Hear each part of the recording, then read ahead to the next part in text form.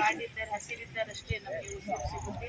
ಇವತ್ತು ನಾವೆಲ್ಲ ನಗರ ಪ್ರದೇಶಗಳಲ್ಲಿ ನೋಡ್ತೀವಿ, ಅಭಿವೃದ್ಧಿಯ ಹೆಸರಿನಲ್ಲಿ ಇದ್ದಂಥ ಮರಗಿಡಗಳನ್ನು ಕಡಿತಾ ಇದ್ದೀವಿ. ವೃದ್ಧಾದಿ ಇರ್ಬೋದು, ರಸ್ತೆ ಅಗಲೀಕರಣದ ನೆಪದಲ್ಲಿ ದೊಡ್ಡ ದೊಡ್ಡ ಮರಗಳನ್ನು, 100 ವರ್ಷ ಐತಿಹಾಸಿಕ ಮರಗಳನ್ನು ಕಡಿತಾ ಇದ್ದೇವೆ. ಇವತ್ತು ಸಿಟಿ ಜೀವನ, ನಗರ ಜೀವನ ಎಷ್ಟು ಕಷ್ಟಕರ ಇದೆ. ಅಲ್ಲಿ ಸ್ವಚ್ಛವಾದ ಒಂದು ವಾತಾವರಣ ಇಲ್ಲ, ಜೊತೆಗೆ ಸ್ವಚ್ಛವಾದ ಗಾಳಿ, ಉಸಿರಾಡಕ್ಕೆ ಗಾಳಿ ಇಲ್ಲದೆ ಬಹಳಷ್ಟು ಜನ ಕಾಯಿಲೆಗಳಿಗೆ ತುತ್ತಾಗ್ತಾ ಇದ್ದಾರೆ. ಆ ನಿಟ್ಟಿನಲ್ಲಿ ನಾವು ಇಲ್ಲಿ ಗುಂಡ್ಲುಪೇಟೆಯ ಜನರು ಭಾಗ್ಯವಂತರಂತ ಭಾವಿಸಿ ನೆಕ್ಕಲು ಎಲ್ಲ ಕಡೆ ಹತ್ತಿದೆ. ನಾವು ಫಸ್ಟ್ ನಾನು 26ನೇ ತಾರೀಕು ನೈಟ್ ಬಂದಾಗ ನೋಡಿದೆ, ಎಲ್ಲ ಕಡೆ ಕಾಡು. ಇಲ್ಲಿ ಕೋರ್ಟ್ ಹತ್ರ ಬರುವಾಗಲೂ ತುಂಬ ನಮ್ಮ ವಸತಿಗಳ ಸುತ್ತಮುತ್ತ ಎಲ್ಲ ಹಸಿರು ಸಸ್ಯೋದ್ಯಾನ ನಮ್ಮ ಮಲೆನಾಡಿನ ಥರ ಇದೆ. ಮಲೆನಾಡಲ್ಲೂ ಸಹ ಈಗ ಅಭಿವೃದ್ಧಿ ಹೆಸರಿನಲ್ಲಿ ದೊಡ್ಡ ರೆಸಾರ್ಟ್ಗಳು, ಹೋಮ್ ಸ್ಟೇ ಆಧಾರಿತ ಮರಗಳನ್ನು ಕಟ್ಟಿದ್ದಾರೆ.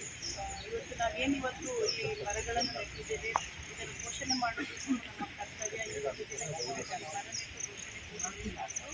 ಇದನ್ನು ಪೋಷಣೆ ಮಾಡಿ ನಮ್ಮ ಮುಂದಿನ ಪೀಳಿಗೆಗೆ, ನಮ್ಮ ಮಕ್ಕಳಿಗೆ ನಾವು ಆಸ್ತಿ ಮಾಡಿ ಇಡೋದಕ್ಕೂ ಪರವಾಗಿಲ್ಲ, ಆದರೆ ಹಸಿರು ಒಂದು ಏನಿದೆ, ಹಸಿರನ್ನು ಅವರಿಗೆ ನಾವು ಉಚಿತವಾಗಿ ನಾವು ಕೊಡಬೇಕಾಗಿರೋದು ನಮ್ಮ ಆದ್ಯ ಕರ್ತವ್ಯ. ಇಲ್ಲದ್ರೆ ನಮ್ಮ ಮಕ್ಕಳು ಕಾಡನ್ನೆಲ್ಲ ಬರೀ ಫೋಟೋಗಳಲ್ಲಿ, ಚಿತ್ರಗಳಲ್ಲಿ ನೋಡುವಂಥ ಪರಿಸ್ಥಿತಿ ಬರ್ಬೋದು ಅಂತ ನಾನು ಭಾವಿಸ್ತೀನಿ.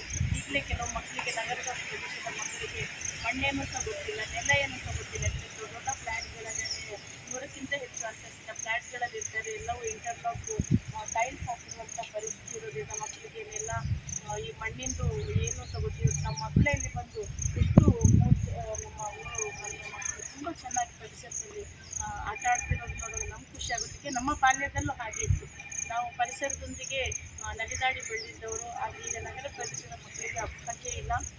ಇಲ್ಲಿ ಇವತ್ತು ನಾವೆಲ್ಲ ಸೇರಿದ್ದೇವೆ, ನಮ್ಮ ಮನೆಯ ಸುತ್ತಮುತ್ತಲೂ ನಾವು ಹಸಿರು ಗಿಡಗಳನ್ನು ಬೆಳೆಸೋಣ. ಯಾಕೆಂದರೆ ಪ್ರಕೃತಿ ನಮಗೆ ಕೊಟ್ಟಿದೆ. ಪ್ರಕೃತಿ ಮುಗಿದರೆ ನಾವು ಖಂಡಿತ ಕೊಡಗಲ್ಲಿ ಬಹಳಷ್ಟು ದುರಂತಗಳಾಗಿದೆ.